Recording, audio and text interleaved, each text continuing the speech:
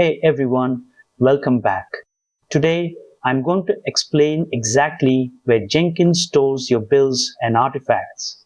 Most engineers treat Jenkins storage like a black box, but when your server crashes because the disk is full at 2 in the morning, that ignorance becomes a major problem. Understanding the storage architecture is the difference between a stable CI or CD pipeline and one that constantly breaks.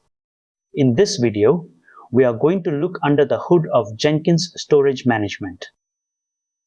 We will break down the file system hierarchy, identify where build logs live, and show you how to configure external storage so you never lose an artifact again.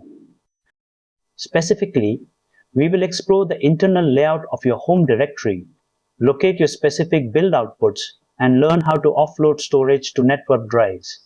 These are the topics we are going to cover in this video, so do not skip ahead. Watch all the way through to actually understand this properly. Quick note before we dive in, this channel shares practical IT tutorials daily. So if that is useful to you, hit subscribe. So why does this actually matter?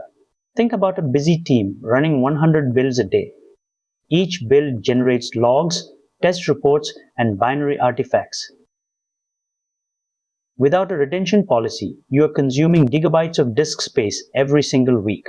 Eventually, the Jenkins server hits its storage limit. At that point, the Jenkins daemon cannot write new data. The web interface becomes unresponsive, and your entire CI/CD pipeline grinds to a halt. This is a classic production failure that happens because the default storage path was never optimized for scale. What is the Jenkins home directory exactly? Think of it like the root folder of a project, but for your entire automation server. It contains everything: your plugin binaries, your global credentials, your node configurations, and most importantly, the job history. Every time you trigger a build, Jenkins creates a folder structure inside this directory. If you lose this folder, you lose your entire server configuration and all historical build data. That is why it is the most critical part in your entire infrastructure. So how does this work internally? Jenkins uses a strict hierarchical structure. Inside your main home directory, there is a folder called Jobs. For every pipeline you create, Jenkins makes a subfolder here. Inside that project folder, you will find a builds directory. Every time a build runs, Jenkins creates a numbered folder starting at 1, 2, 3, and so on. Inside each of those numbered folders, you find the build log, the console output, and any artifacts you have explicitly told Jenkins to archive. This structure is completely predictable, which is why scripts can easily parse it for audits or cleanup. To see this in action, we can navigate the file system directly. On line 1, we enter the specific build directory for a project called Payments API, focusing on build number 142. On line 2, we list the contents to see the files. On line 3, we print the log file. This is the exact same console output you see in the web browser. The file is stored right here on the local disk. Here is the output you should see. The log file is the primary consumer of space here. The build XML file contains the metadata about who triggered the build and when it finished. This confirms that Jenkins stores the history as plain flat files on the disk, not in a database. What about the files you need to save, like JAR files or Docker images? Jenkins calls these artifacts. When you define an archive step in your Jenkins file, Jenkins copies those files from the temporary workspace into the archive folder within that specific build directory. This is why artifacts are persistent even after the workspace is cleaned up. It is a simple copy operation, but it is also the most common cause of disk bloat. If you archive a 500 megabyte file every time a build runs, you will fill a 100 gigabyte disk in 200 builds. That is exactly why you need strict retention policies. In a production environment, you should never store builds on the root partition. Instead, attach an external block storage device. On line 2, we create a mount point. On line 3, we change the ownership so the Jenkins service can write to it. Finally, on line 5, we update the fstab file to ensure that this storage is automatically mounted every time the server starts. This keeps your build artifacts completely separate from the operating system files.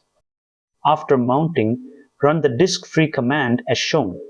You can see the directory is now backed by a 500 GB volume. This gives you plenty of headroom for years of build history. Always verify the mount point matches the home directory path before restarting your Jenkins service. So what happens when things go wrong? You will see this exact exception in your log files. The Java IO exception indicates the operating system has denied the write request because the partition is full. The root cause is almost always an accumulation of old build logs and archived artifacts that have never been cleaned up. The fix is not just to delete files. You must implement a formal retention policy. The fix is to use the log rotator option inside your pipeline. On line 3, we define a build discarder. We set the number of builds to keep to 10 and the number of artifacts to keep to 5.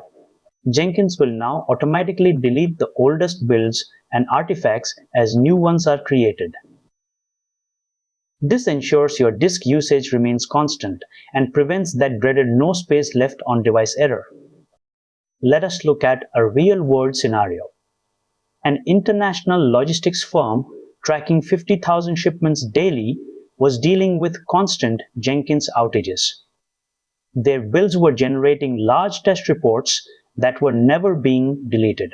Their DevOps team was manually clearing the disk every weekend.